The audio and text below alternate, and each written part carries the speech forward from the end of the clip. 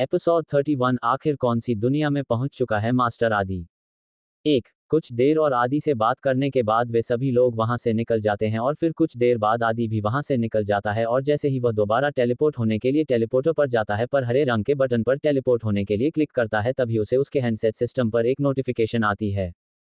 2 जब आदित्य देखता है कि उसके बटन दबाने पर भी वह टेलीपोर्ट नहीं हुआ और उसकी जगह उसके सिस्टम पर कुछ मैसेज आया है तो वह पीछे हट जाता है और फिर अपनी हैंडसेट सिस्टम को छूता है। जैसे ही वह अपनी घड़ी जैसे उस सिस्टम को छूता है तभी एक दूसरा डायमेंशन खुलता है जिसके अंदर आदि को खींच लिया जाता है तभी वह सुपर लॉर्ड के सामने पहुंच जाता है।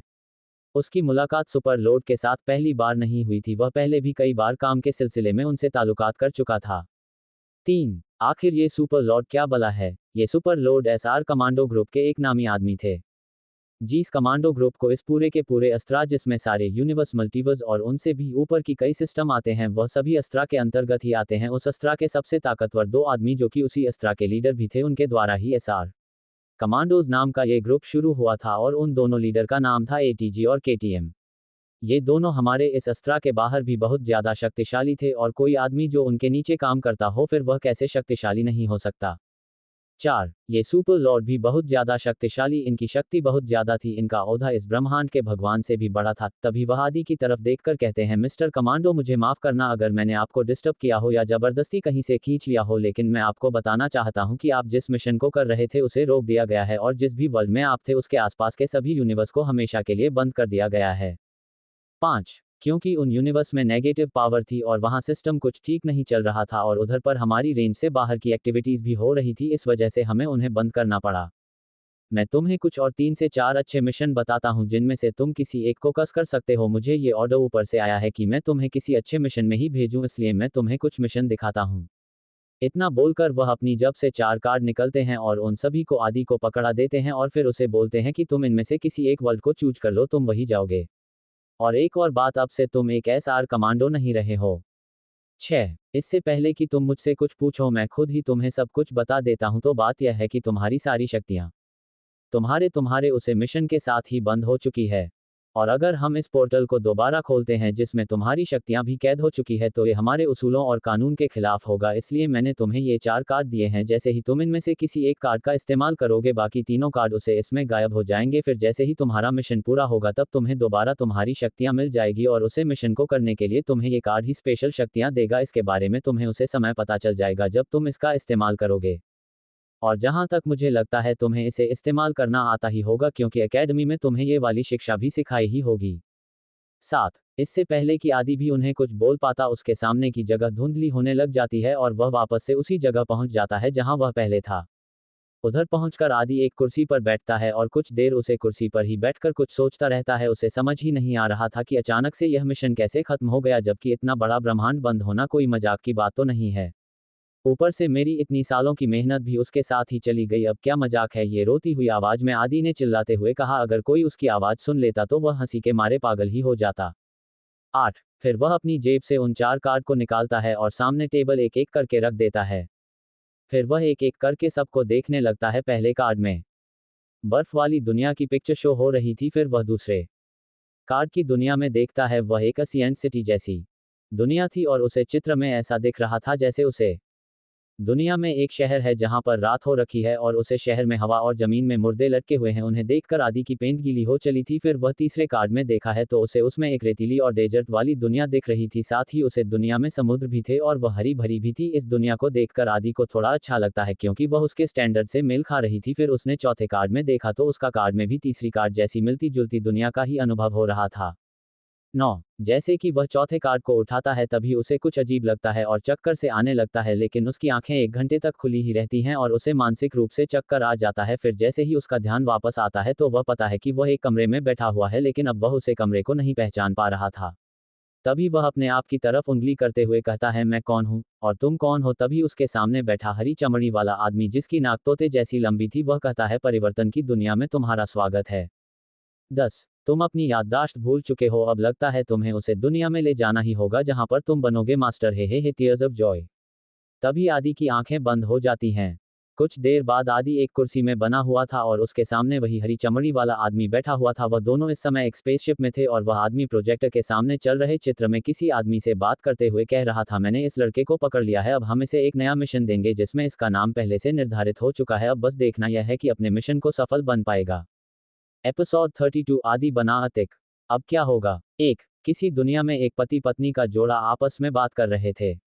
माया अचरज की तरफ देखते हुए कहती, हमें अपनी जान बचाने के लिए जल्दी यहाँ से निकलना होगा, ऊपर आसमान की तरफ देखो, उल्कापिंड और भी पास आते जा रहा है। उसकी बात का जवाब देते हुए अचरज बोला, तो इस बच्चे का क्या होगा, क्योंकि हमें दूसरे आयाम में जाने के लिए कम से कम 20 साल से ज्यादा का होना ही पड़ता है। लेकिन तुम्हारे साथ मौजूद बच्चा अगर इस आयाम के अंदर घुसा तो उसकी मौत पक्की है, क्या हम इसे यहाँ पर मरने के लिए छोड़कर जा सकते हैं। माया कहती है, इस बच्चे की बात नहीं करो तो ठीक है, हमारा परिवार इसे कभी नहीं अपनाएगा। हमारे लिए तो ये बच्चा एक मुसीबत ही है, मुसीबत से ज्यादा कुछ नहीं है, हमारी जिंदगी की सबसे बड़ी गलती है ये, पूरे परिवार में हमारी बेइज्जती हो जाएगी, अगर परिवार में किसी को ये बात पता चल गई कि हमारा कोई बच्चा भी है तो फिर हमारी जान पर ही बनाएगी, बच्चे तो बाद में भी होते रहेंगे पर लेकिन परिवार के नियम मानना हमारे लिए ज्यादा जरूरी है।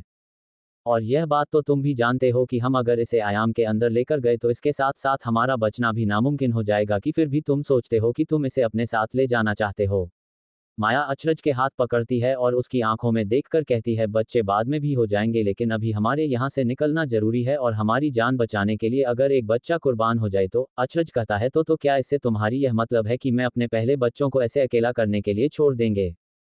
4 अरे शर्म आनी चाहिए तुम्हें, माँ बाप का फर्ज होता है अपने बच्चे की रक्षा करना, लेकिन तुम चाहती हो कि तुम्हारी जान बचे, उसके लिए तुम्हारा बच्चा मर जाए। हाँ अचरज, हाँ मैं कुछ नहीं जानती, बच्चा ही तो है, अभी तो पैदा हुआ है, अरे इसे क्या पता चलेगा कि हम मर भी जाए तो अपने माँ बाप के लिए कुर्बानी नहीं दे सकता। मैं जा रही हूँ कैप्सूल के अंदर, तुम्हें आना है तो आओ वरना मारो यहीं पर, अब तुम खुद ही सोच लो कि तुम्हें हमारे खानदान में रहना है या फिर यहीं पर मरना है।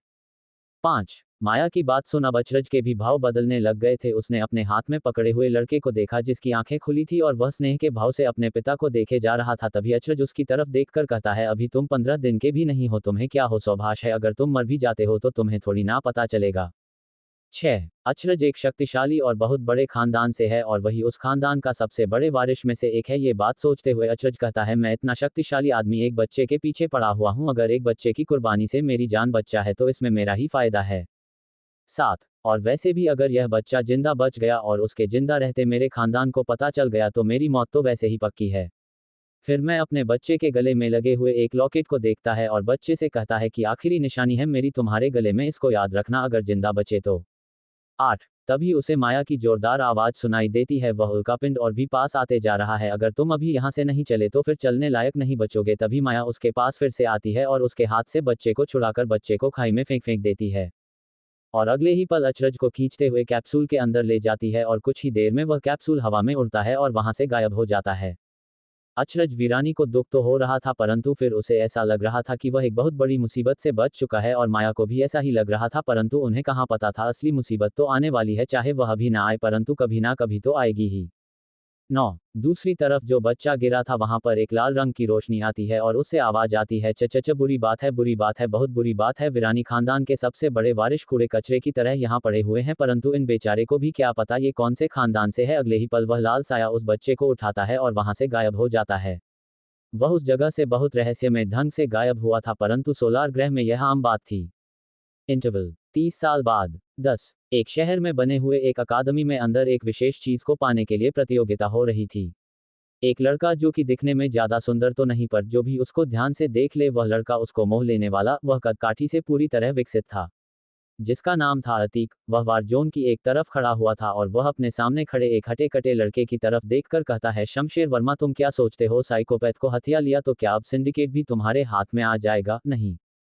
11 माना कि स्वयंभू तुम्हारे गुरु है परंतु वह तुम्हारे साथ साथ मेरे भी गुरु है और बंटवारे के मुताबिक एक गैंग तुम्हें मिली थी और एक मुझे पर, लेकिन मेरे मिशन में व्यस्त होने के कारण तुमने मेरी गैंग हथिया ली जिस कारण मुझे आज तुम्हारे साथ ही मुकाबला करना पड़ रहा है, पर तुम भी याद रखोगे कि तुम किससे टकराए थे। तभी वर्मा कहता है, हम छोटे, तेरी जुबान बहुत ज्यादा चलती है।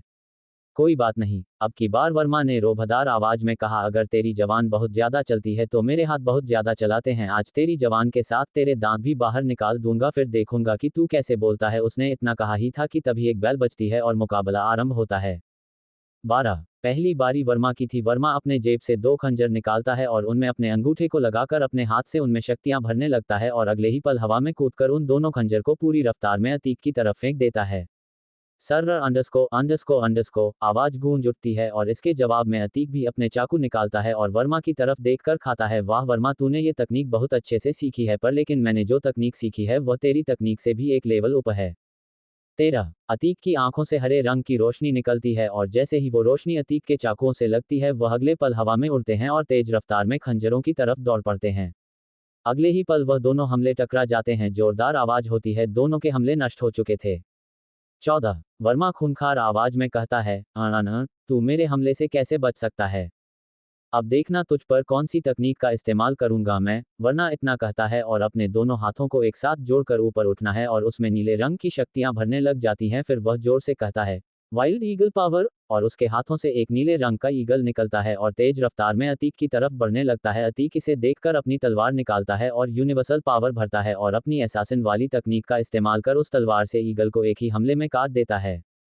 15 इससे पहले कि वर्मा अपने ईगल को मरता हुआ देख पाता, उसकी बाजू में दर्द होना शुरू हो जाता है। जैसे ही वह मुड़कर अपने उल्टे बाजू की तरफ देखता है वह पाता है कि उसकी बाजू वह नहीं रही थी। अगले ही पल उसकी दूसरी बाजू भी उसके धड़ से कटकर अलग हो चुकी थी। कुछ देर बाद उसका गला भी कट जाता है उसे। जैसे ही उसका धड़ जमीन पर गिरता है तभी सबको हरे रंग की एक रोशनी दिखाई देती है जो ठीक वर्मा के धड़ के पीछे थी, और जैसे ही वह रोशनी खत्म हुई तो सभी को दिखा कि वह कोई और नहीं बल्कि अतीक था, जिसने अपनी तलवार की शक्तियों से आसानी से वर्मा का मर्डर कर दिया था। 16 अगले ही पल उस जगह आवाज गूंजती है, वाह मेरे बच्चे, तुमने बता ही दिया, तुम ही हो मेरे आज के सबसे ताकतवर दुश्मन। अतीक के पीछे से वर्मा जैसी आवाज आती है। जब की तरफ पलटकर अतीक ने कहा, पीछे से हमला करते हो? अबे सुअर की औलाद, दम है तो सामने से हमला करना की मर्द नहीं है जो छुपाकर और पीछे से कायरों और औरतों की तरह वार करता है। क्या यही सिखाया था क्या तेरे उसे गीदड़ गुरु ने तुझे? 17 फिर वर्मा की बात सुनकर अतीक को गुस्सा आने लग गया था। इसी गुस्से में भर खाता है, जी गुरु ने तुझे बचपन से पाल पाल पौस कर बड़ा किया, आज तो उसी को गीदड़ बोलता है? अरे तेरी क्या औकात है उसके सामने? तभी अतीक बोल पड़ा, एक समय ऐसा भी आएगा जब मैं तेरे साथ तेरी गुरु को भी मार दूंगा, क्या कर लोगे तुम दोनों मेरा? वर्मा ने कहा, मैं जानता हूं कि यह सारी पट्टी तुझे किसने पड़ी है और यह शक्तियां भी उसी मारा की ही है ना। अरे वो छछूंदर कब तक बिल में बैठा रहेगा? वह खुद तो मेरे सामने आने से भी डरता है और यहाँ तुम जैसे एक डरपोक को भेज दिया है मुझसे लड़ने के लिए। वर्मा, अपनी शक्ति पर ज्यादा कमेंट मत करो वरना ये तुम्हारे लिए बहुत भारी पड़ेगा, अतीक ने चेतावनी देते हुए वर्मा से कहा। अगर तुम वीर हो तो आओ लड़ो मुझसे।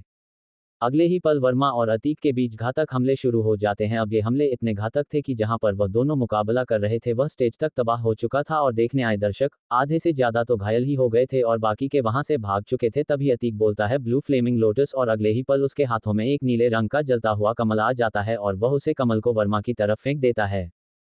वर्मा जैसे ही उस कमल को अपने पास आता देखता है उसे डर लगने लग जाता है, क्योंकि उसे पता चल गया था कि उसकी सारी स्पिरिचुअल पावर को एक ही बार में खत्म कर सकता है। वह अपना बचाव करने की बहुत कोशिश करता है पर अब बहुत देर हो चुकी थी।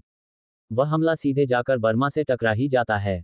18 वर्मा की सारी स्पिरिचुअल पावर खत्म हो चुकी थी, होती भी क्यों ना, क्योंकि यह कमल कोई ऐसी वैसी चीज नहीं बल्कि सोलार ग्रह सबसे खतरनाक होली लाइट होती है। अधिक को एक मिशन में एक बहुत बड़े म्यूजियम में चोरी करनी थी। जिस दौरान वहां पर गया था उसी समय वहां उसे यह कमल भी जंजीरों के अंदर कैद मिला था, तब उसने उसको भी चुरा लिया था। और उसके पास ही है ऐसे 10 कमल थे जिनमें से 2 का इस्तेमाल वह पहले ही कर चुका था और उसने तीसरे का इस्तेमाल कर दिया। 19 तभी गिरी पड़ी हालत में वर्मा अपनी जेब से एक कागज निकलता है और उसे अतीक की तरफ फेंक देता है और कहता है, अपनी गैंग और अब दफा हो जा यहाँ से। और तू कर भी क्या सकता है, बिना माँ बाप की औलाद, अगर मेरा गुरु नहीं होता तो तेरी तरफ कोई देखता भी नहीं और तू भूख से ही मर गया होता।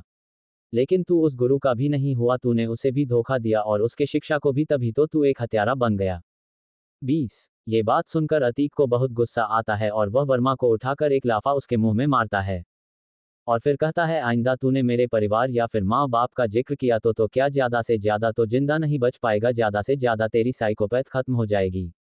रही बात तेरे गुरु की, तो उसने मुझे मन से कुछ भी नहीं सिखाया, सब कुछ उसने तुम्हें दिया है। मुझे तो उसने अपने दोस्तों की तरह रखा, हर काम मुझसे करवाता था, बदले पर गालियां भी मुझे ही देता था। उसे असली प्यार तो तुम ही से था। अगर मारा नहीं होता तो मैं तो उसका नौकर बनकर ही रह जाता। उसकी बात को सुनकर वर्मा खाता है, अबे गधे, मारा नहीं तो तेरी रग मार दी है। जो बच्चा कभी सच्चाई के रास्ते पर चलकर एक डिफेंसर बनना चाहता, लूटपाट के रास्ते में चलकर हथियारा बनकर रहा गया। 21 लेकिन कोई बात नहीं, इस दुनिया में जितने भी हथियारे हैं मैं बुरी मौत मारे जाते हैं और बुरी मौत ही मारे जाएंगे। अतीक ने कहा, और उन्हें मारेगा कौन, तुम जो कि खुद लेटे पड़े हो। यह अतीक कोई और नहीं बल्कि विरानी खानदान का ही वारिश था, जिसे उसके माता पिता ने अकेला छोड़ दिया था। पर लेकिन इस बात से बेखबर अतीक, उसे नहीं पता था कि वह किस खानदान से है, ये कौन है, पर उसे बस इतना पता था कि बचपन में एक मरुस्थल जैसी जगह पर उसे उसके माता पिता छोड़कर चले गए थे और वहीं पर डॉक्टर स्वयंभू, या फिर कहो उसके ग्रुप है, उसके माता पिता सब स्वयंभू थे। उन्होंने उसे देखकर वहां से उठा लिया था और उसे पाला। उन्होंने उससे पूछा भी कि तुम बड़े होकर क्या बनोगे, कुछ बिजनेस करोगे, नौकरी में लगोगे या फिर कुछ और, तब उसने चुना था योद्धा बनना। 22 क्योंकि उसे बताया गया था कि उसे अगर बड़ा बनना है, इज्जत कमाई है और उनसे बदला लेना है जिन्होंने उसको बचपन में हमें अकेला छोड़ दिया था, उसके लिए उसे या तो बहुत अमीर आदमी बनना पड़ता, पर लेकिन बिना पढ़ाई लिखाई के तो यह संभव था ही नहीं। इसीलिए उसने योद्धा बनने का रास्ता चुना, क्योंकि पढ़ाई लिखाई में भी बहुत इज्जत और सम्मान है, परंतु उस यूनिवर्स के अलग अलग प्लैनेट्स के मिशन पूरे करके जो इज्जत मिलती है, जो शक्तियां प्राप्त होती हैं, वह एक अलग ही एहसास है।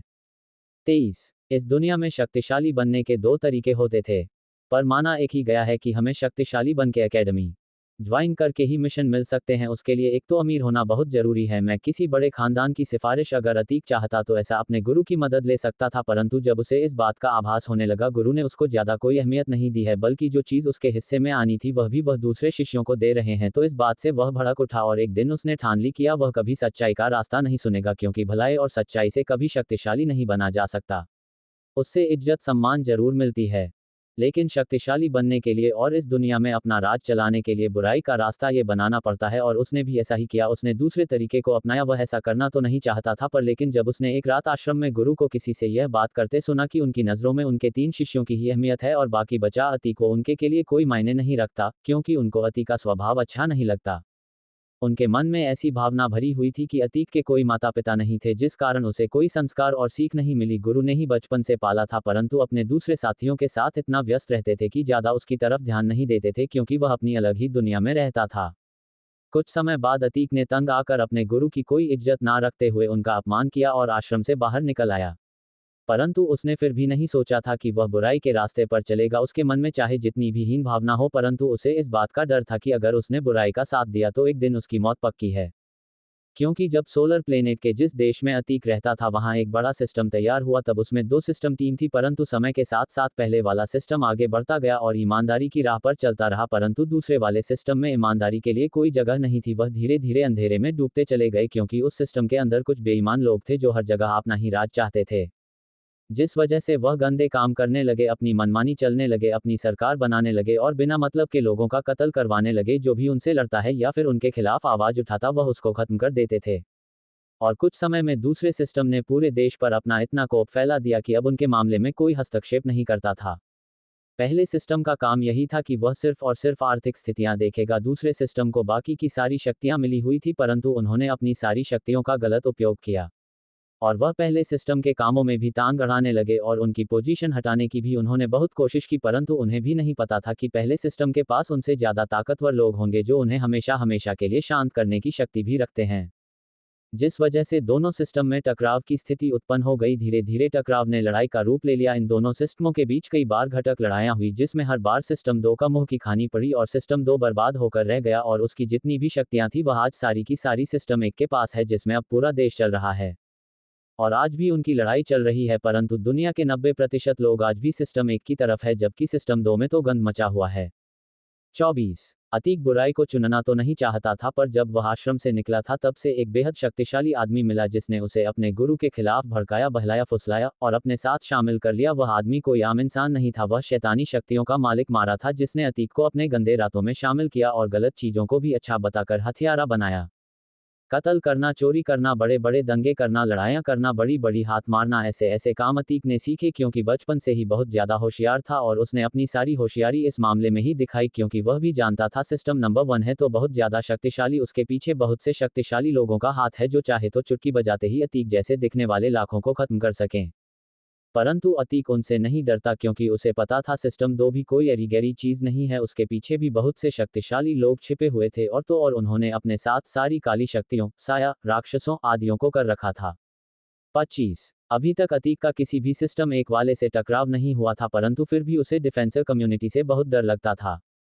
डिफेंसर कम्युनिटी, यह सिस्टम देश की एक ताकतवर फौज थी। इसमें बहुत ज्यादा शक्तिशाली लोग थे जिनकी शक्ति इतनी ही थी कि वे पूरे देश को अपने नियंत्रण में रखते थे। वह रैंक 3 में आते थे, उनसे ऊपर दूर रैंक होती थी जिनके अलग कम्युनिटी बनी हुई थी, परंतु ज्यादातर लड़ाई के मामले वही इस्तेमाल थे। और रैंक 2 की कम्युनिटी ज्यादातर शक्तिशाली और अमीर लोगों के पीछे ही घूमती थी और रैंक 1 तो बहुत शक्तिशाली गुट था।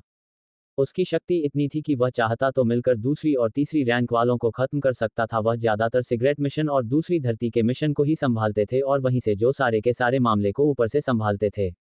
सुनने में तो ये 3 बहुत बड़े नाम थे, परंतु यहाँ पर इससे भी शक्तिशाली और कुछ परिवार, भवन, राज्य और दल थे जिनके पास पैसे के साथ योद्धाओं की भी कमी नहीं थी। सिस्टम 1 की 3 कम्युनिटी सिर्फ और सिर्फ सिस्टम में ही चलती थी, परंतु यहाँ पर कुछ विशेष शक्तियाँ और अधिकार बड़े बड़े परिवारों को भी मिले हुए थे। कुछ परिवारों के पास पूरे राज्य थे, कुछ के पास देश और इसे ही मिलते जुलते कुछ बड़े भवन भी होते थे जो बहुत शक्तिशाली होते थे। यहाँ पर इनका ही राज चलता था, परंतु ये सिस्टम 1 के नीचे काम करते थे। और परंतु कुछ परिवारों ने अपनी शक्तियाँ बढ़ाने के लिए अपने संबंध सिस्टम 2 से भी रखे हुए थे। सिस्टम 1 और 2 के पीछे लड़ाई की वजह कुछ इस प्रकार थी कि दोनों अपना ही राज चलाना चाहते थे, परंतु इसमें सफल सिर्फ सिस्टम 1 हो सका था क्योंकि वह सही का ही साथ देता था। क्योंकि अतीक अभी तक ऑफिशियली किसी भी सिस्टम 2 के ग्रुप का नहीं था, इसलिए उसे कोई भी नहीं जानता था, जिस वजह से उसका नाम लीक होने की खबर सामने आ सके। वह तो बस अपने गुरु के द्वारा खोली गई संस्था को एक गैंग के रूप में बदल कर चलाता था और उसी के जरिए कांड करता था। वह इतना गुप्त रहता था कि आज तक किसी को उसकी जरा भी खबर नहीं थी। मारा के कहने पर उसने अपनी जिंदगी बहुत जोखिम में डाल रखी थी, परंतु उसे मारा की शक्तियों पर जरा भी शक नहीं था क्योंकि मारा की शक्तियों का एक नमूना उसने कई बार उसकी शक्तियां उधार लेकर देख लिया था। उसे मार से उसकी शक्तियां मांगने में बहुत शर्म आती थी। उसे सिर्फ इस वजह से आती थी कि वह 15 साल अपने गुरु के साथ रहा, परंतु फिर भी उसके गुरु ने उसको लड़ाई का एक स्टेप नहीं सिखाया, जबकि उसका गुरु भी डिफेंस कम्युनिटी से रिटायर्ड ऑफिसर था। उसे इस बात की नाराजगी तो थी, परंतु उसने कभी इस बात पर द्वेष नहीं किया क्योंकि वह जानता था माता पिता का सारा फिर इसके गुरु नहीं निभाया था, इस वजह से उनका उस पर एक विशेष एहसान था। उसके गुरु का मन तो होता था उससे मिलने का, पर लेकिन जब से उन्हें पता चला था कि वह कले काम करने लगा है, सारे बुरे कामों का ठेका उसी ने ले लिया है और सबसे बड़े हथियार है संगठन में वह शामिल हो चुका है जिसका नाम एंटीक किलर ग्रुप है और उसके साथ उसकी अपनी एक सिंडिकेट गैंग बन चुकी है। इस बात को जानकर उसके गुरु का आप मुझसे मिलने का जरा मन नहीं होता था, उसे भूल गए थे और उन्होंने सोचा था 26 मेरी शिक्षा में ही खामियां रह गई होगी जो उसने सही को छोड़कर गलत का साथ देना सीखा। और इस चीज का परिणाम यह था कि उसे मारा नाम के एक व्यक्ति ने शिक्षण दिया, अलग अलग ग्रहों के बारे में बताया, अलग अलग काले धंधे, मिशन, चोरी चकारी, मर्डर करना, बेईमानी और गलत चीज सिखाई क्योंकि उसका यह मानना था कि जब कोई चीज हक से ना मिले तो उसे छीनना पड़ता है और छीन के ही अपना बनाना पड़ता है। 27 इसी कारण वह इतना शक्तिशाली बन गया था कि अपने पिछले गुरु के सबसे बड़े शिष्य को भी आज उसने मुकाबले में आसानी से हरा दिया। 28 फिर वह वर्मा को एक जोर की लात मारता है और वहां से बाहर की तरफ निकल जाता है। आज तो काफी तोड़फोड़ करती है, पर कोई बात नहीं, मेहनत का फल हमेशा मीठा होता है और मैंने जितनी भी मेहनत की थी उसके फलस्वरूप मुझे मेरी गैंग वापस मिल गई और अब बारी मारा से ली हुई उधर शक्तियों वापस करने की। 27 अतीक अभी एक सुनसान रास्ते में चल रहा था, उसे चलते हुए 2-3 घंटे हो गए थे। अब वह टाइटन पहाड़ी के बहुत नजदीक पहुंच चुका था। कुछ देर बाद वह उसे पहाड़ी की एक गुफा में पहुंचता है जहां पर मारा उसका इंतजार कर रहा था। जैसे ही वह गुफा का दरवाजा बंद करता है उसे गुफा का अंधेरा कम होता हुआ महसूस होता है और अचानक से गुफा में जगमगाती हुई लाल पीली रोशनी दिखती है। तभी वह अपनी जेब से कागज निकालता है और कहता है, ये लीजिए मारा, आपके लिए एक नई गैंग लेकर आया हूं। 28 उसकी बात सुन जगमगाती हुई रोशनी से आवाज आती है, मारा, तुम जानते हो ना कि मैं एक शैतान हूं और शैतान ऐसी छोटी मोटी गैंगों का क्या करेगा, मेरे लिए तो तुम ही काफी हो, बस तुम मुझे वह दे दो जो मैंने तुमसे मंगाया था। और क्या तुम उसे लाने में सफल रहे हो? मारा की बात सुन अतीक उस पर्चे को अपनी जेब में डालता है और कहता है, लाल बालों वाला अंतर्यामी शेर मारना कोई आसान बात नहीं थी, इसके लिए मुझे तुम्हारी बहुत शक्तियां खर्च करनी पड़ी। अच्छा ये लो उसका पत्थर, यह मैंने उसके दिमाग से निकाला और इसी में उसकी सोलमेट पावर है। 29 इतना कहकर वह एक डिब्बा बाहर निकालता है और उस डिब्बे को मारा की तरफ बढ़ा देता है। डिब्बे के अंदर होती हलचल को देखकर मारा बहुत खुश हो जाता है और अतीक से कहता है, अरे ये कोई ऐसा वैसा पत्थर नहीं है बच्चे, ये दिव्य पत्थर है। इसी चीज के लिए तो मैं इतने साल इंतजार किया और इसी चीज को पाने के लिए तो मैं तुम जैसे योद्धा को ट्रेन किया। वह आगे कुछ कह पाता इससे पहले ही अतीक एक काले रंग का हीरा अपने हाथ में पकड़े कहता है, मारा ये लो तुम्हारा वह दिव्य पत्थर जो तुमने मेरी शक्तियां बढ़ाने के लिए मुझे दिया था। कसम से अगर यह नहीं होता तो मैं अपनी स्किल की मदद से उस वर्मा को कभी भी नहीं हरा पाता और ना ही उसे जानवर को। 30 इतना सुनते ही मारा अपना हाथ आगे करता है और अतीक के हाथ में पत्थर निकलकर मारा के हाथ में चला जाता है। मारा अपनी मुट्ठी बंद करता है और उसके हाथ से वह पत्थर गायब हो जाता है। फिर अतीक ने मारा की तरफ देखकर कहा, मेरा इनाम कहाँ है? मारा बोला अब तो तुम्हें तुम्हारी गैंग भी वापस मिल चुकी है। आपको क्या लगता है अपनी गैंग को पकड़ अब कहाँ जाएगा Atiq? Episode 33 last mission for Atiq 33 episode after 1 मारा अब मैं कुछ समय के लिए यहाँ से बहुत दूर जा रहा हूँ क्योंकि मुझे नहीं लगता है जो कांड मैंने किया है उसके बाद कोई भी चुप रहने वाला है और वैसे भी बहुत समय से मेरा कहानी बाहर घूमने जाने का मन भी हो रहा है इसलिए कम से कम 2-3 साल तो अब मैं तुमसे दूर ही रहने वाला हूँ। अतीक की बात सुनकर मारा कहता है चले जाना एक दिन सबको जाना है तुम भी जाओगे पर लेकिन जाने से पहले मेरा एक और काम करना पड़ेगा तुम्हें।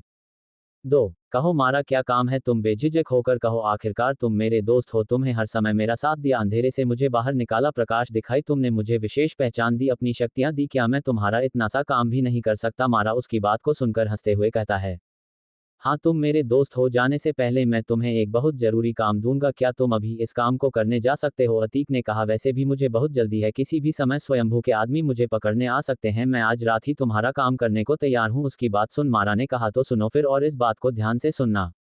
3 एक बहुत जरूरी काम है तुम्हें एक किताब की चोरी करनी होगी हैरान होकर अतीक ने पूछा किताब की चोरी अब क्या इतने बड़े महान आदमी मरा को किताबें भी नहीं मिल रही है क्या पढ़ने को और वैसे भी मारा तुम्हें किताब में पढ़ने की क्या जरूरत तुम तो वैसे ही सब जानते हो मारा ने हंसते हुए कहा सब कुछ जानकार भी मैं सब कुछ नहीं जानता मैं तो छोड़ो कोई भी असली रहस्य को नहीं जानता और जिस किताब की चोरी करने के लिए मैं तुम्हें कह रहा हूँ वह कोई आम चीज नहीं वह एक शक्ति ग्रंथ है। 4 अतीक ने चौंकाते हुए पूछा क्या एक शक्ति ग्रंथ ये तो एक बहुत ज्यादा शक्तिशाली चीज होती है इससे तो कोई आदमी बैठे बैठे बिना कोई भी ट्रेनिंग लिए ही शक्तिशाली बन सकता है। मारा ने जवाब दिया हाँ तुम जानते हो एक शक्ति ग्रंथ में कितनी शक्ति होती है आज मैं जितना भी शक्तिशाली बना हूँ एक सबसे छोटे शक्ति ग्रंथ के कारण ही बना हूँ जिस शक्ति ग्रंथ की चोरी करने को मैं तुम्हें कह रहा हूँ वह तो इस दुनिया के 3 मुख्य शक्ति ग्रंथों की एक कॉपी है। 5 क्या तुम इस शक्ति ग्रंथ को मेरे लिए ला पाओगे मैं अपनी पूरी कोशिश करूंगा मरते दम तक मैं अपने दोस्त होने का फर्ज जरूर निभाऊंगा। मारा ने फिर हंसते हुए कहा तुम क्या सोच रहे हो कि उस चीज को लाना इतना आसान है अरे अगर इतना ही आसान होता उस चीज को लाना तो उस चीज का पता मुझे चल भी नहीं पाता और मेरे पता चलने से पहले वह चोरी हो चुकी होती है। ऐसी कोई बात नहीं है मित्र मैं पूरा प्रयास करूंगा पूरी कोशिश करूंगा अपनी जान लगा दूंगा पर लेकिन तुम्हें वह ला कर दूंगा। 6 तुम्हें क्या लगता है मैंने कहा ना इतना आसान नहीं है उसे ला पाना ना ही तुम मेरी शक्तियों का इस्तेमाल उसे खबर कर पाओगे तुम्हें बस अपने दिमाग और अपने टेक्निक का इस्तेमाल करके वहां चलना होगा। मेरी तकनीक क्या है अतीक ने पूछा। 7 तो मारा ने उसका उत्तर दिया तुम्हारा दिमाग ही तुम्हारी तकनीक है। तुम्हारा शातिर दिमाग ही तुम्हारा साथी है जो कि चोरी करने में माहिर है। अतीक को मारा के मुंह से अपने आप को चोर बोलना बुरा भी लगा पर अब उसका काम है ये बन गया था और वह इस बात से अपना मुंह नहीं फेर सकता था।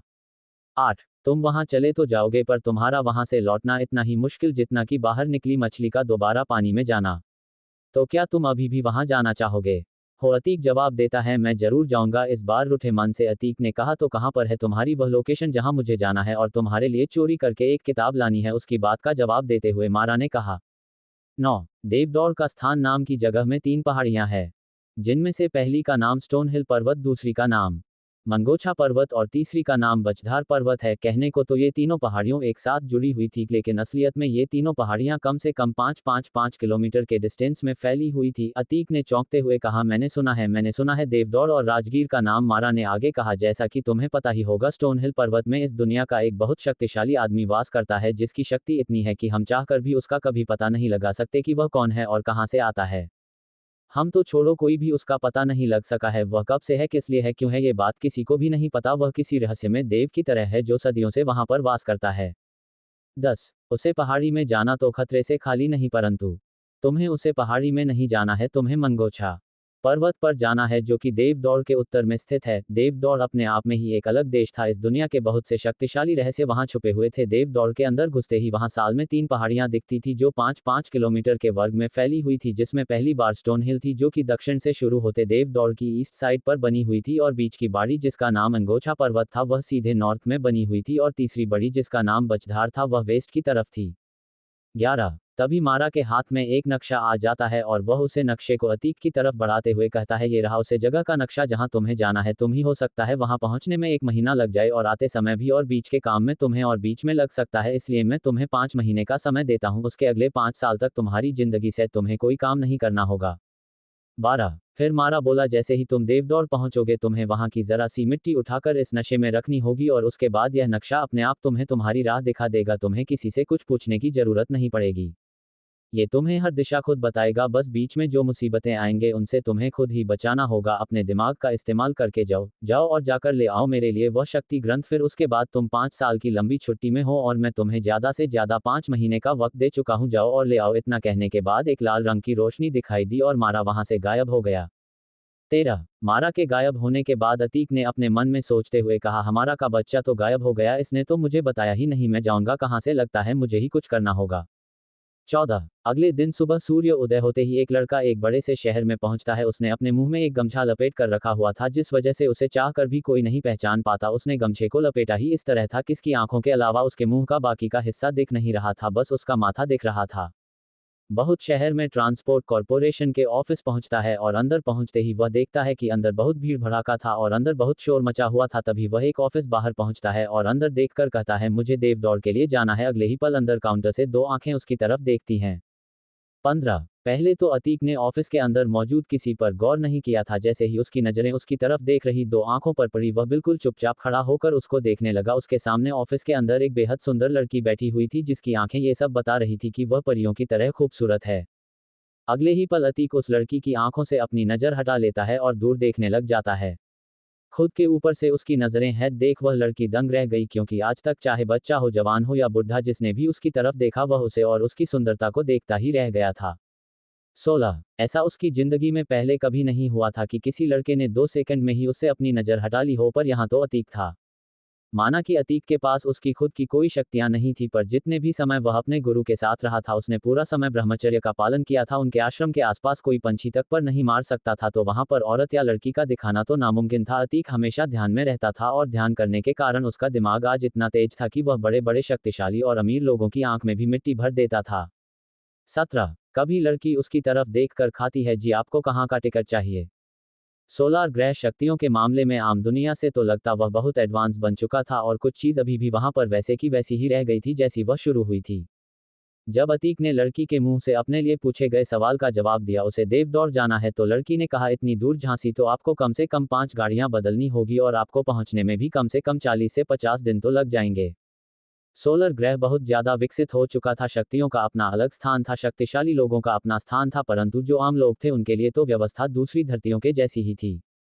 18 इतना समय लगेगा क्या, मैं जल्दी वहां नहीं पहुंच सकता। उस लड़की ने अतीक की तरफ देखा और फिर मुस्कुराते हुए देखा, आप इस समय देश के उत्तर में हैं और आप उत्तर से दक्षिण की तरफ बॉर्डर पार करना चाहते हैं, तो इतना समय तो लगेगा ही ना। 19 हाँ, पर लेकिन अगर आपको 10 से 20 दिन के अंदर उधर पहुंचना है तो मेरे पास एक रास्ता तो है और उसके लिए आपको मुझे कुछ देना पड़ेगा। अतीक ने धीमी पर कड़क आवाज में कहा, क्या चाहिए आपको, आप साफ साफ कहिए। अतीक को समय बर्बाद करना बिल्कुल भी पसंद नहीं था। पैदा होने से अगले 14 साल तक वह अपने गुरु के साथ रहा था, जिसके बाद उसने अपने गुरु को छोड़ मारा का साथ देना शुरू किया और 20 साल मारा के साथ ही बिताए। अब वह 34 साल का हो चुका था। आज तक मारा ने उसको एक भी बार नहीं छोड़ा था और हमेशा उससे काम करवाता ही रहा, जिस वजह से अतीक एक ही देश में फंसा रह गया और वह एक स्टेट से ज्यादा में भी नहीं गया था। उसका भी मन करता था कि वह बाहर की दुनिया को देखें और वहां से अनुभव प्राप्त करें। 20 लड़की ने उसकी तारीफ तिरछी मुस्कुराहट देते हुए कहा, आज से 2 दिन बाद यहाँ के फ्लाइंग बीस्ट कम्युनिटी के डिफेंसर साहब अपने प्राइवेट जेट में उसी डायरेक्शन की तरफ जाएंगे जहाँ आप जाना चाहते हैं। अगर आप चाहे तो मैं आपकी उनसे बात करवा सकती हूँ, वह मेरे अपने ही घर वाले जैसे हैं। अब उसे लड़की की बात और बात करने की आवाज और लहजे को सुन के जैसे अतीक को ऐसा लग रहा था कि वह एक नंबर की नहायती बेशर्म, ठरकी और बेवकूफ लड़की है, उसे किसी से बात करने का कोई भी तरीका नहीं है।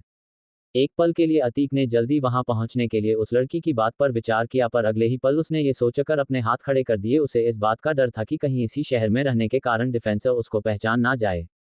21 वो इन डिफेंसर भाइयों से बहुत डरता था। अगर मारा उसके साथ हो, वह तब भी किसी भी डिफेंसर से पंगा नहीं लेना चाहता था, क्योंकि डिफेंसरों को अलग अलग तकनीकें सिखाई जाती थी, साथ ही में उन्हें भी शक्ति ग्रंथ का ज्ञान सिखाया जाता था और उनके पास सफेद ताकत होती थी जो किसी भी आदमी के अंदर काली शक्ति के होने पर उन्हें उसके संकेत दे देती थी। और जिस तरह उसे लड़की ने कहा था कि वह डिफेंसर अपने प्राइवेट जेट में जाएगा, उससे उसे ये तो समझ आ ही गया था कि वह डिफेंसर कोई छोटा मोटा नहीं बल्कि हाई रैंक का होगा।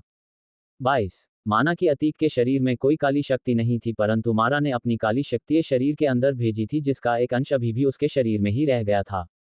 इसे मारा का एक मतलब ये भी था कि अतीक कभी भी उसको धोखा ना दे, और अगर उसने मारा को धोखा देने की कोशिश भी की तो मारा से पहले वो पकड़ा जाएगा और उसकी मौत मारा से पहले हो। और जैसे ही उसकी मौत होती मारा को ये बात पता चल जाती, क्योंकि मारा ने चालाकी से अतीक की उल्टे हाथ की कलाई पर सिस्टम 2 के मेंबर होने का टैटू बना दिया था। इससे ये तो साबित नहीं होता था कि अतीक भी सिस्टम 2 का मेंबर है, क्योंकि उसके पास असली सिस्टम 2 का चिन्ह नहीं था, पर किसी सिस्टम 2 के मेंबर ने उसके शरीर पर टैटू बनाया है, मतलब वह उसका कोई साथी या उसके जैसा ही बनने की सोचता होगा। तभी तो उसने अपने शरीर में सिस्टम 2 का टैटू बनवा लिया होगा। सिस्टम 1 के मन में तो यही ख्याल आता और वे इस टैटू को देखकर ही अपनी प्रतिक्रिया देते। इसी टैटू की वजह से मारा हमेशा अतीत के ऊपर अपनी नज़र बनाए रखता था, कि जैसे ही कभी वह हमारा के साथ बगावत करने की कोशिश करें या सिस्टम 2 के साथ बगावत करने की कोशिश करें, या तो उसको मारा ही मार दे या फिर उसके चिन्ह को देखकर सिस्टम एक बार ही उसका कत्ल कर डालें। 23 कहीं ना कहीं इस बात का पता तो अतीक को भी था, आखिरकार वह भी एक सातीर खिलाड़ी था, उसने कभी कच्ची गोटियां नहीं खेली। उसे पता था कि सोलर ग्रह एक बहुत बड़ी दुनिया है, उसमें उसके और मारा के जैसे लाखों करोड़ों लोग रहते हैं, जो कि हर रोज मरते भी हैं, पैदा भी होते हैं, मारते भी हैं और अपना नाम भी बनाते हैं। उसे ये भी पता था कि पढ़ाई करके और ईमानदारी की राह पर चलकर आज तक कोई आदमी बड़ा नहीं बना, कोई शक्तिशाली नहीं बना, कोई अमीर नहीं बना, तो वह कैसे बन सकता था। इसी वजह से तो उसने अपने गुरु तक को छोड़ दिया था और मारा का साथ भी अपनाया था। 24 सोलार घर के सारे लोगों की फितरत ये थी कि वे जब भी अपने आप को शक्तिशाली बनाने के बारे में सोचते थे, उनके दिमाग में एक रोशनी जगती थी। उस रोशनी की चमक इतनी होती थी कि वह उन्हें पूरे जीवन भर प्रेरित करती थी और दूसरों से आगे बढ़ने में उनकी मदद करती थी, वही उनकी सपोर्ट थी। वैसे ही कोई रोशनी हमारे अतीत के मन में भी है। 25 उस लड़की की बात सुनकर अतीक ने सीधे सीधे जवाब दिया, नहीं, मुझे कोई ज़रूरत नहीं है, मैं नॉर्मल ट्रांसपोर्ट नहीं चला जाऊंगा, चाहे अब मुझे ज़्यादा ही दिन क्यों ना लग जाए। लड़की को अपना प्रस्ताव ठुकरा देख बहुत अचंभा हुआ और उसने अचंभे में अतीक की तरफ आंख मारते हुए कहा, चलो ना, तुम्हें किस बात की शर्म है, मैं हूं ना तुम्हारे साथ, तुम्हारा साथ देने के लिए बेबी।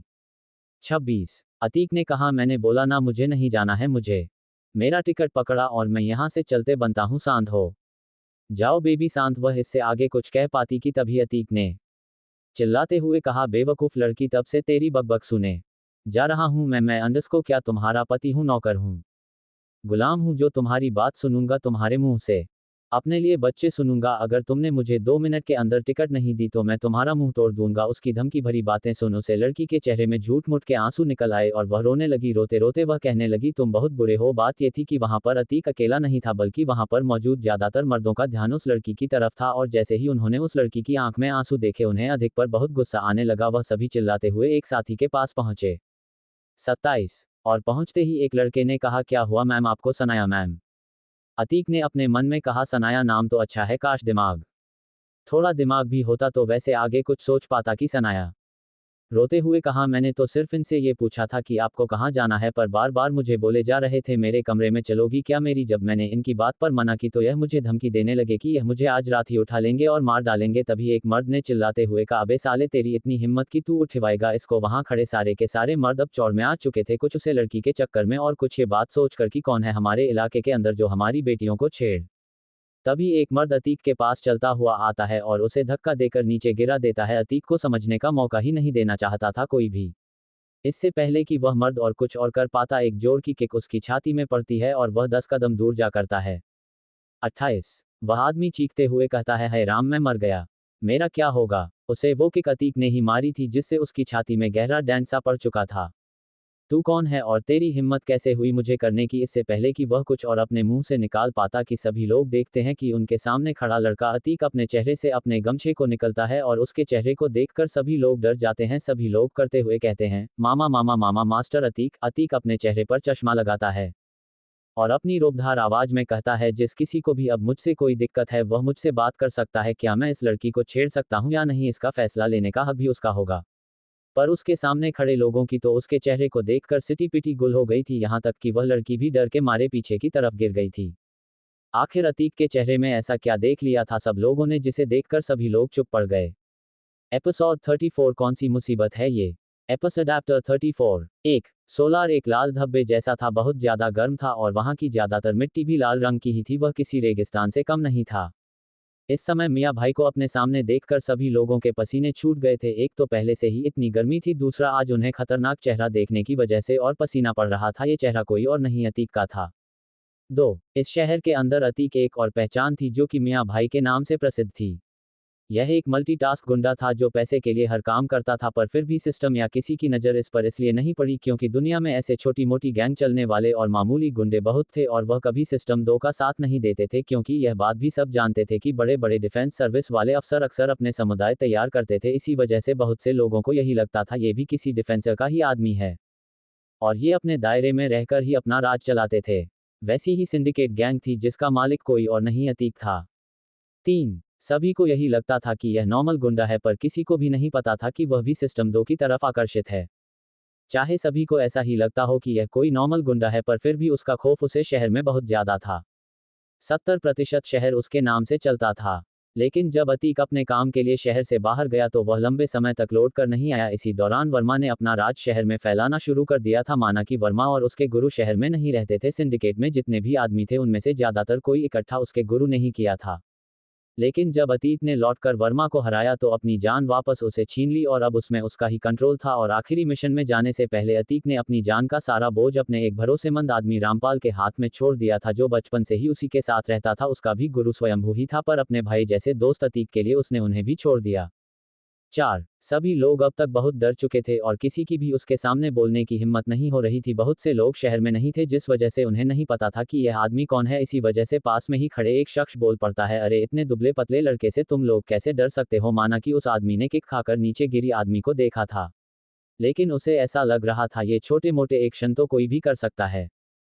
5. तभी अतीक ने चिल्लाते हुए कहा, किसने बोला सामने आ, पता है मैं कौन हूं, कुछ नहीं डर लगता है ना मुझसे तो आ सामने आ। अतीक के मुंह से यह बात सुन उस आदमी के चेहरे से हवाएं उड़ गई। अगले 10 मिनट के बाद टिकट देने वाली लड़की अपनी सीट पर बैठी हुई थी। जैसे ही उसने अपनी नज़र उसके सामने पड़े 60 से 70 आदमियों पर दौड़ाई तो ये सोचकर हैरान रह गई कि कोई नॉर्मल आदमी जो कि नहीं डिफेंस कर है ना ही कुछ, सिर्फ एक गैंग का लीडर, वह भी किसी डिफेंसर की गैंग पर पलने वाला, वह इतनी आदमियों को कैसे मार सकता है और वह भी सिर्फ 5-6 मिनट में। तभी उसे आवाज सुनाई देती है, तुम्हारा भी मन कर रहा है क्या वही जाने का। जब उसे लड़की ने देखा तो उसे पता चला कि अतीक अपनी काली और पैनी नजरों से उसे ही घूर रहा था। और घूरते हुए अतीक ने कहा, जल्दी से मेरी टिकट मुझे थमा दो और मैं यहाँ से चलता बनूंगा। 6. अरे अब क्या मुझे कच्चा चबा डालोगे, आखिरकार हूं तो मैं भी एक लड़की, मेरी भी तो कुछ। वह बीच में बोलते बोलते चुप हो गई। उसे डर लग रहा था कि कहीं अतीक सच में उन आदमियों के पास उसे भी ना पहुंचा दे। कुछ देर बाद लड़की अतीक के हाथ में एक टिकट थमा देती है और कहती है, जाओ और जाकर गाड़ी नंबर 25 में बैठ जाओ और फिर आगे का रास्ता तुम्हें वह कंडक्टर बता देंगे। अतीक ने उसके हाथ से टिकट छीनी और कहा, कितने दिरहम हुए। लड़की ने जवाब दिया, आपके लिए फ्री। यह बात सुनते ही अतीक हंसने लगा। 7. उसने हंसते हुए कहा, लड़की ने, तुम समझदार हो, बस उस समय अगर तुमने पागलपन ना दिखाया होता तो तुम्हारी वजह से इतने लोग वहां नहीं पड़े होते। इतना बोलकर वहां से निकल जाता है। स्टेशन में आगे बढ़ने लगता है। जितने भी लोग उसे देख रहे थे उससे दूर दूर हो जा रहे थे। इस चीज से लोग डर रहे थे, मगर अतीक को बहुत मजा आ रहा था। फिर वो एक ट्रांसपोर्ट में चढ़ा और कुछ देर बाद उसका सफर भी शुरू हो गया। 15 दिन तक कई पहाड़ियों, नदियों, झीलों, डेमों को पार करके अब एक मैदानी इलाके की तरफ चल पड़े थे। 8. 20 दिन के बाद अभी सुबह का मौसम हो रखा। अतीक ने अपनी आंखें खोली तो देखा कि गाड़ी एक जगह पर रुकी हुई थी और उसके अलावा उसे गाड़ी के अंदर कोई भी नहीं था। तभी उसे महसूस होता है कि बाहर से चिल्लाने और लड़ने की आवाज आ रही है। यह आवाज कुछ लोगों की पीटने की थी। अरे भाई साहब, अंगड़ाई लेते हुए अतीक उठा और उसके मुंह से कुछ ऐसी आवाज निकली और फिर चलते चलते हुए वह उसे गाड़ी से बाहर निकाल। जैसे ही वह बाहर निकाल तो बाहर का दृश्य देखकर वो हैरान नहीं रह गया। उसे ज्यादा फर्क नहीं पड़ा। उसके सामने कुछ लोग उन मासूमों को पीट रहे थे जो गाड़ी में अतीक के साथ ही चढ़े थे।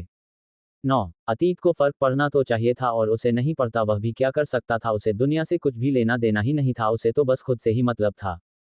तभी काले कपड़े पहने एक आदमी उसकी तरफ देखता है और देखते ही चिल्ला पड़ा, अब एक गाड़ी में ये भी था, साले तू बाहर क्यों नहीं निकला हमारी धमकी देने पर।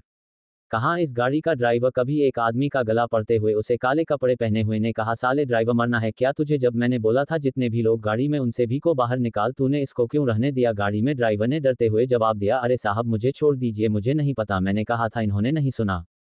10. असल में उस दिन स्टेशन में जो 40 से 50 लोग गिरे पड़े हुए थे उन्हें मार खाता हाउस ड्राइवर ने भी देखा था। तभी से वह अतीक से बहुत डर गया था और जब उसने यह पाया कि वह जी रूट पर जा रहा है, उसकी फटी किस्मत की बदौलत उसी रूट में अतीक भी सफर कर रहा है, तो इस बात को जानकर तो उसका मानो कट ही गया था।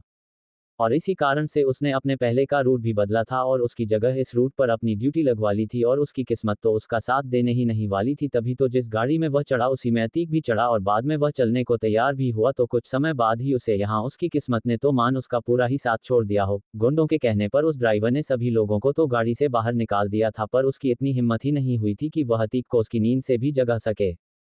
11 लेकिन अतीक उसकी बात सुनकर कोई फर्क नहीं पड़ा, क्योंकि वह कहीं ना कहीं सारी बात पहले से ही समझ चुका था। फिर हंसते हुए अतीक ने काले कपड़े पहने आदमी से कहा, तू कौन है मुझे नहीं पता, पर अगर तू यहाँ से चला जाएगा तो उसी में ही तेरी भलाई है और तेरी इन सारे साथियों की भी। उसकी बात सुन काले कपड़े पहने आदमी जोर जोर से हंसने लगा और उसने कहा, पता नहीं कहाँ कहाँ से आ जाते हैं ऐसे फुकरियां मारने वाले लोग, अगर मैंने किया तो तू क्या कर लेगा, मेरा क्या बिगाड़ क्या लेगा, जा और जाकर उन बाकी लोगों के साथ खड़ा हो जा। उसकी बात सुनकर अतीक ने कहा, मैं तेरे को ही गुलाम नहीं, और अगर तूने मेरे साथ जबरदस्ती करने की कोशिश की तो मैं तेरी खोपड़ी यहीं पर खोल दूंगा। आंधी आजकल के बच्चे भी ना सुधरेंगे नहीं। इतना बोलते ही उस काले कपड़े वाले आदमी ने जोर से आवाज डाली, मुन्ना और वीरा जरा देखना तो इस घमंडी आदमी को, ये बहुत बकबक कर रहा है। 12 उस आदमी की आवाज सुनकर दो नौजवान आदमी अतीक की तरफ बढ़ने लगे। उसके पास पहुंचकर उनमें से एक आदमी ने कहा, बच्चे क्या तुम जानते भी हो ये शेरा भाई का इलाका है, तुम्हें पता भी है कि वह कौन है? ओ कुत्ते की औलाद, तुझे भी मारूंगा और तेरे शेर को भी। हम तुम्हें अभी भी सतर्क कर रहे हैं कि चुपचाप जाकर उन लोगों के साथ खड़ जाओ, वरना तुम्हारा हश्र बुरा हो जाएगा बच्चे। और अगर मैं उनके साथ नहीं खड़ा तो तुम मेरा क्या बिगाड़ लोगे? गुस्से और कड़क आवाज के मिक्स में अतीक ने उन दोनों आदमियों से कहा। तो फिर अब बताते हैं तुम्हें हम क्या क्या कर सकते हैं। इतना बोलते ही उन दोनों ने अपने हाथ में छोटी छोटी सुइयों को देखा और अगले ही पल वो बड़े बड़े डंडों में बदल गई और वे दोनों भागते हुए अतीक की तरफ जाने लगे। अतीक ने एक नज़र उन दोनों को देखा, वे दोनों उसके बिल्कुल करीब थे। उसने अपना सीधा पैर पीछे को किया और अपने आप को लेफ्ट तरफ को झुकाया और अगले ही पल अपने सीधे पैर को तेजी से लात में बदलते हुए एक आदमी पर जोरदार मारा और उसने दूसरे आदमी का डंडा पकड़ा और उसके मुंह में जोर का मुक्का मार वे दोनों दूर जाकर गिरे। वो दोनों अब झड़ चुके थे। अतीक ने ये कारनामा सिर्फ 3 सेकंड में कर दिखाया था। 13 अतीक ऐसे तो हमेशा सबसे यही कहता था कि उसके गुरु ने उसे कुछ नहीं सिखाया था, परंतु उसे सारी की सारी मार्शल आर्ट टेक्निक्स उसके गुरु ने ही सिखाई थी। उस टेक्निक को देखकर काले कपड़े पहना आदमी अचंभे में पड़ गया और इसी अचंभे में उसने कहा, बहुत खतरनाक और शक्तिशाली आदमी लगता है ये तो। गलत आदमी से पंगा लिया, पहले सेना को भेज कर देख लेता हूं, नहीं तो फिर चाचा को बुलाना ही पड़ेगा, और अगर चाचा को बुलाया तो फिर मैं यही कहेंगे कि मैंने आज तक कुछ नहीं सीखा, एक बच्चे से हार गया, मेरी तो पूरे परिवार में ना कर जाएगी। गुस्से में काले कपड़े पहने आदमी ने अतीक की तरफ देखकर चिल्लाते हुए कहा, तू जानता भी है कि मैं किस परिवार से हूं और हम सब किस दल से आते हैं, तो मैं तुझे बता दूं इससे आगे कि वह कुछ कह पाता। अतीक ने कहा, वाह वाह वाह, मुझे क्या लेना देना है तेरे परिवार से, तू अपना काम करते बनन, अगर फट गई तो क्या किसी औरत के पल्लू के पीछे छुप जा।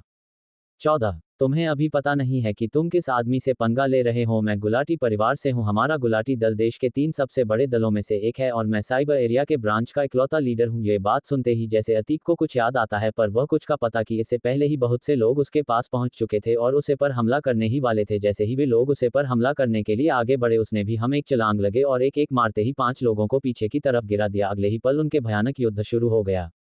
करीब 500 से 1000 लोग उसके ऊपर चढ़ चुके थे। उसके लिए अब खुद को संभाल पाना बहुत मुश्किल हो रहा था। अपने दिमाग की स्थिरता को लगाकर वह एक एक करके सभी लोगों को उठाकर पटकता रहा, मारता रहा। 2 घंटे बाद पूरी की पूरी सेना ढेर हो चुकी थी और उस सेना के हर एक मेंबर की तरह ही अतीक का हाल भी हो गया था। उसके कपड़े फट चुके थे, माथे में खून ही खून लगा हुआ था और वह हाँफ रहा था। 15 तभी अतीक को उस काले कपड़े पहने आदमी के चिल्लाने की आवाज आती है, शाइनिंग ब्लेड टेक्निक। अगले ही पल काले कपड़े पहना हुआ आदमी उस पर 5 घूमने वाली ब्लेड से निशाना लगाकर हमला कर देता है। लगता है अब मेरा यहां से निकलना आसान नहीं है, मेरी तो गांड फट गई। वहां पर कैद लोग तो यही देखकर हैरान थे कि अकेले इतनी बड़ी सेना को अतीक ने कैसे हरा दिया, और ऊपर से गुलाटी खानदान की सेना, उससे लड़ना तो देश के सरकार के बस में भी नहीं, क्योंकि देश की आर्थिकता को मजबूत करने में गुलाटी खानदान का भी बहुत बड़ा हाथ था, जिस वजह से देश की सरकार उनसे वैसे ही पंगा ना ले। सोलार के कई देशों में राजघराने का राज था और कई देशों में सरकार जो कि संघीय शासन पर भी चलती थी। ब्लेड को अपनी तरफ आता देख अतीक बहुत डर गया था, क्योंकि उसने आज तक किसी भी तकनीक का सामना नहीं किया था और जिसका भी किया था वह मारा की शक्तियों से ही किया था। 16 अतीक ने अपने पूरे शरीर को नीचे झुका लिया और राइट साइड की तरफ एक जोर का टन मारा, पर लेकिन तब भी 3 ब्लड जाकर उसके उल्टे हाथ से टकरा ही गए और एक जोर की नीले रंग की रोशनी का ब्लास्ट हुआ। पर यह क्या, इससे तो अधिक को जरा भी फर्क नहीं पड़ा। इस बात को महसूस कर वह काले कपड़े वाला आदमी भी दंग रह गया था। हैरान तो इस बात से अतीक भी बहुत था, पर फिर उसे समझ आया कि उसके उल्टे हाथ की कलाई पर तो काले रंग का एक टैटू बना था जिसमें काली शक्तियों बसी हुई थी। मारा की हो सकता है कि मर नहीं उसे हमले से बचाया हो उसे टैटू की तरफ देखकर गंभीर आवाज में उसे टैटू के ऊपर अपना हाथ फेरते हुए अतीक ने कहा, शुक्रिया मारा, मुझे हमेशा याद रहोगे तुम और तुम्हारा ही एहसान। अगले ही पल वो खड़ा हुआ और सीधे काले कपड़े वाले आदमी की तरफ बढ़ा और उसके मुंह पर जोरदार मुक्का मार वह एक ही मुक्के में बेहोशी की हालत में पहुंच चुका था। तभी उसने धीरे धीरे अपने हाथ से एक सीटी निकाली और उसे बजा दिया। अतीक को कुछ समझ नहीं आ रहा था कि उसने ऐसा क्यों किया। अरे कुछ ही देर में वह समझ गया कि उसने किसी शक्तिशाली और खतरनाक आदमी को अपने पास बुला लिया है अपनी मदद के लिए। 17 आप तो मुझे हाथ भी नहीं लगा पाओगे मैं बुला लिया है अपने चाचा को, अब वही फैसला करेंगे कि कौन जिंदा रहेगा और कौन मारेगा। तेरे चाचा के आने से पहले तो मैं तुझे मार दूंगा, अतीक ने कहा। इतने हंसने लगा और उसने एक जोरदार लात उस काले कपड़े पहने आदमी को मारने के लिए बढ़ाई थी कि उसकी लात में जोरदार हवा का झोंका पड़ा। वह इतना जोरदार था कि खड़े खड़े की आती पलट गया और 10 कदम दूर जा गिरा। इतनी खतरनाक और तेज हवा को देखकर वह हैरान हो गया था। खड़े होने की कोशिश करते हुए अतीक ने कहा, अरे मोरी मैया, पहले ही फट गई थी, अब तो खून भी निकल गया। 18 अभी वह खड़ा भी नहीं हुआ था कि वहां पर एक आवाज गूंजती है, मेरे भतीजे को हाथ लगाने की ट्यून हिम्मत कैसे की? जनता नहीं है कि गुलाटी खानदान कौन है, क्या है उसका क्या वजूद है? तूने तो उसका वजूद मिटाने की कोशिश कर दी। 1000 सैनिकों को तूने अकेले ही हरा दिया। तू तो कोई मार्शल आर्ट का विशेषज्ञ ही हो सकता है, पर अब इस दुनिया में मार्शल आर्ट के विशेषज्ञों की कोई औकात नहीं है, इसलिए तेरी भी कोई औकात नहीं है। जब उसे आवाज की तरफ मुड़कर अतीक ने देखा तो उसे दिखा कि एक नीले रंग की पोशाक में एक डंडा पड़े आदमी खड़ा हुआ था। उसके आजू बाजू बवंडर जैसी हवा घूम रही थी और उसका चेहरा देखने में बहुत खतरनाक श्रापित चुड़ैल जैसा लग रहा था। उसका चेहरा दिखाने में तो अच्छा ही था, ठीक ठाक ही था, पर अतीक ने अपने मन में ये सोच लिया था कि वह एक चुड़ैल ही है।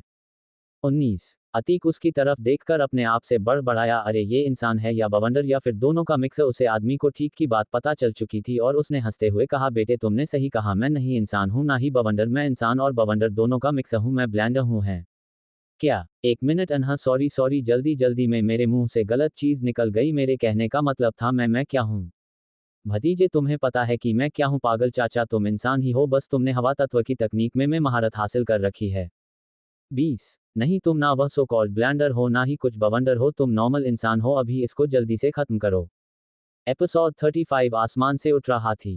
EPISODAPTER 35 of power of ATG। 1 अपने भतीजे की बात सुनकर चाचा को ये ध्यान में आता है कि वहां पर किस काम के लिए आया था और फिर वह अतीक की तरफ देखता है और बोलता है, देख बच्चे, तो जैसा कि तुमको सभी ने वार्निंग दी थी कि तुम चुपचाप जाकर बाकी कैद हुए लोगों के साथ खड़ जाओ। अगर तुम्हें ऐसा लगता है कि तुम्हें मार्शल आर्ट बहुत अच्छे से आती है तो ये तुम्हारी गलतफहमी है, क्योंकि तुमसे भी बहुत अच्छी तकनीक इस देश में मौजूद हर तीसरे आदमी को आती है। हमें बस हमारा काम करने दो। उसकी बात सुनकर अतीक कहता है, और तुम्हारा काम क्या है? ब्लेंडर आदमी ने जवाब दिया, हमारा काम क्या? तुम्हें अभी तक समझ नहीं आया कि हमारा काम क्या है? तुम्हें दिख नहीं रहा क्या? इतनी धूप में कौन ही पागल होगा जो अपने घर से बाहर भी निकलेगा? बट लेकिन हम निकले हैं तो आप हम थोड़ी नहीं है नाच गाना करने आए होंगे, हम लुटेरे हैं। 2 अब तो मुझे ये शक हो रहा है कि तुम दोनों सच में गुलाटी खानदान से ही हो या फिर नहीं। बच्चे, तुझे क्या लगता है इतनी बड़ी सी इस देश के सबसे ताकतवर परिवार या फिर सरकार की ही हो सकती है? उसे बूढ़े आदमी की एक बात तो सच थी, वह दोनों गुलाटी खानदान से संबंध रखते थे, पर लेकिन वह गुलाटी खानदान के सबसे नीचे की पोजीशन में काम करने लायक थे। गुलाटी खानदान में बड़े बड़े लोग थे, उनके सामने इनकी भी कोई औकात नहीं थी। इसी वजह से उन्हें देश का सबसे पिछड़े इलाके काम करने को मिला था और वही उनकी प्रॉपर्टी थी। वैसे तो बुला के खानदान के टोटल 5 प्राण थे, जिनमें 5 ही ब्रांच थी। देखने को तो उत्तर के इलाकों में ये गुलाटी खानदान की ब्रांच सबसे शक्तिशाली दल था, पर असल में ये गुलाटी खानदान के 5 प्रांतों की सबसे आखिरी प्रांत और सबसे गरीब ब्रांच भी थी, जिसकी गुलाटी खानदान में कोई ज्यादा अहमियत नहीं थी। लेकिन अपने इलाके में तो चूहा भी शेर होता है। 3 उसे बूढ़े आदमी ने अतीक को धमकी देते हुए कहा, मैं तुम्हें अभी भी कह रहा हूं, अपने हथियार नीचे डाल दो। उसकी यह बात सुनकर अतीक के चेहरे में मुस्कुराहट आ गई और अपने चाचा की एक बात सुनकर काले कपड़े पहना आदमी शोक होकर रह गया। उसे समझ नहीं आ रहा था कि वो धरती पर खड़ा है, ये धरती उस पर खड़ी है। उसने अपने आप से कहा, ये चूतिया बुढ़ा पागल हो गया है, इसे कहां? और उस लड़के के हाथ में हथियार दिख रहे हैं, उस काले कपड़े पहने आदमी ने चिल्लाते हुए कहा। शमशेर चाचा, क्या तुम कहीं पागल तो नहीं हो गए या फिर अंधे तो नहीं हो? अरे तुम्हें कहां उसके हाथ पर हथियार दिख रहे हैं जो अपने फालतू के डायलॉग मारे जा रहे हो? सीधे हमला करो ना उसे पर और खत्म करो उसकी कहानी।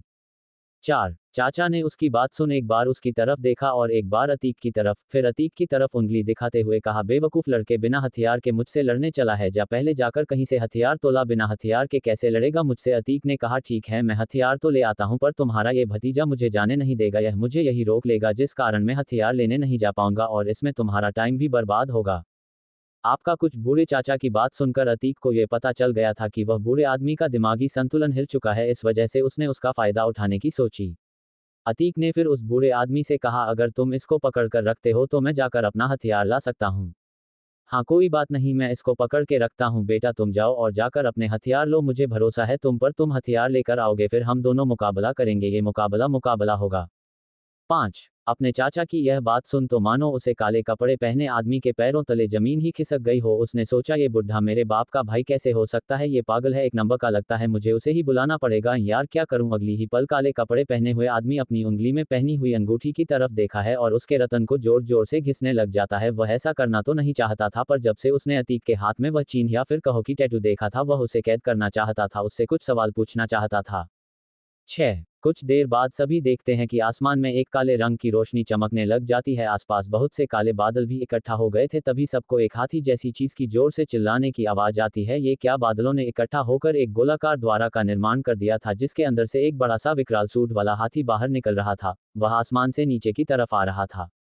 वह दिखने में पूरी तरह से काले रंग का और उसके माथे पर एक काले गहरे रंग का रतन सुसज्जित हुआ था। उस हाथी को देखकर हवा में उड़ते हुए नीचे आता देख अतीक ने मन ही मन खुद से कहा, इतनी बड़ी मुसीबत मेरे ही सरा आनी थी क्या। हाथी की शक्तियों को देख उसके रोंगटे खड़े होने लगे थे। तभी हाथी धमकी आवाज से धरती पर अपने 4 पैर रखता है, पूरे रेगिस्तान की धूल और मिट्टी हवा में उड़ती है। अतीक ने आज तक अपने आप को बहुत शक्तिशाली समझा था, पर आज उसे पता चल रहा था कि जिन शक्तिशाली आदमियों का नाम उसने किताबों और कहानियों में सुना था, उनके तो नौकर ही इतनी ज्यादा शक्तिशाली है जैसे कि वह हाथी एक आम से आदमी के पास इतना खतरनाक हमला करने वाला हाथी था। आज से पता चल रहा था कि इस दुनिया में वह जरा भी शक्तिशाली नहीं है, उसकी अहमियत कुछ भी नहीं। 7। जैसे ही उस हाथी ने जमीन पर अपने कदम रखे, उसके अंदर से एक काले रंग की रोशनी निकली, जिसने कहा था ना के बराबर का आकार ले लिया और अपने हाथ जोड़ते हुए काले कपड़े वाले आदमी की तरफ देखकर कहा, शमशेर नहीं, आप शमशेर नहीं है। पता है तुम उसके एकमात्र भतीजे हो, क्योंकि उसका कोई बेटा भी नहीं है। तुमने उससे अंगूठी कब छीन ली? उसकी बात का जवाब देते हुए काले कपड़े पहने आदमी ने कहा, मैं नहीं समझी, ऐसे कोई अंगूठी नहीं छीनी। तुम सामने देख सकती हो कि वह कितना पागल है, अंगूठी उसके किसी काम की ही नहीं थी, इसलिए मैंने उससे अंगूठी को ले लिया। तुम्हें सवाल जवाब करने का कोई हक नहीं है, वरना मैं बड़े लीडर को ये बात बता दूंगा। ये बात सुनकर मानो उस आत्मा के ऊपर ही बिजली गिर गई हो। डरते हुए, नहीं सेठ, आप बताए आपका क्या काम है, मैं हर चीज करने को तैयार हूं, मैं कोई सवाल जवाब नहीं करूंगा, बस मुझे बख्श दीजिए। आपके बड़े तो मेरे लिए भी भगवान बराबर हैं, मैं उनसे कैसे पंगा मोल ले सकता हूँ। 8। इतना बोलकर आत्मा वापस से हाथी के दिमाग वाले हिस्से अंदर घुस गई। तभी काले कपड़े पहने आदमी ने कहा, चाचा तुम वापस जा सकते हो। उसकी बात को सुनकर चाचा ने हड़बड़ाते हुए और गुस्से में चिखते चिल्लाते हुए कहा, क्या तुमने इस काम के लिए मुझे यहाँ पर बुलाया था? इतनी इज्जत जानवरों से मुझे करोगे? काले कपड़े पहने हुए आदमी ने गुस्से से कहा, बुड्ढे चुप कर, अपना रोब किसी और को दिखाना और उसके ऊपर झड़ना। तुझे इतनी देर से बोला था एक लड़के को खत्म करने को, तुझे वह भी नहीं हो सका। फिर उसने हाथी को ऑर्डर देते हुए कहा, जैनाराम सबसे पहले तो मेरे चाचा को ही खत्म करो, इसको यहाँ से उठाकर सीधे पटल पहुंचा दो। आवाज आती है, जैसी आपकी इच्छा। अगले पल हाथी अपनी सूंड से चाचा को उठाता है और दूर हवा में उड़ा देता है। वह कम से कम 20 किलोमीटर दूर जाकर गिरा था। अब उसका उस जगह कोई अता पता नहीं था। अभी काले कपड़े पहने हुए आदमी ने चिल्लाते हुए कहा, पहले तो इन सभी लोगों को कुचल दो जो यहाँ पर बंदी बने हुए हैं, साले तब से नज़ारे देख रहे हैं। उसकी बात सुन हाथी कुछ कदम आगे बढ़ता है, उन सभी के ऊपर अपने पैर रखकर उन्हें रौंद देता है।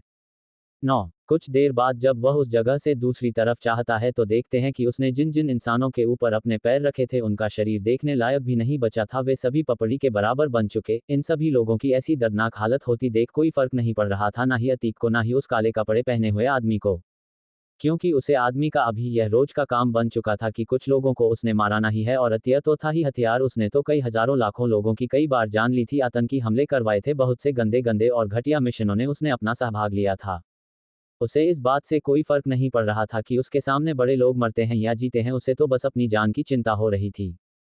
हाथी से आवाज आती है, मालिक मेरा अगला शिकार यह सामने खड़ा लड़का ही है ना, जिसने आपको बहुत परेशान किया है। उसकी बात सुनकर काले कपड़े पहना हुआ आदमी कहता है तो यहीं पर इसे मारना तुम्हारे लिए बहुत मुश्किल होगा, क्योंकि मेरी ब्लड तकनीक से भी से कुछ नहीं हुआ था, वह इसके लिए एक हवा के झोंके बराबर ही थी। उसकी बातों को ध्यान से सुनकर हाथी से आवाज आती है, कोई बात नहीं सेठ, तुम ही मेरे मालिक हो और मेरे भगवान भी।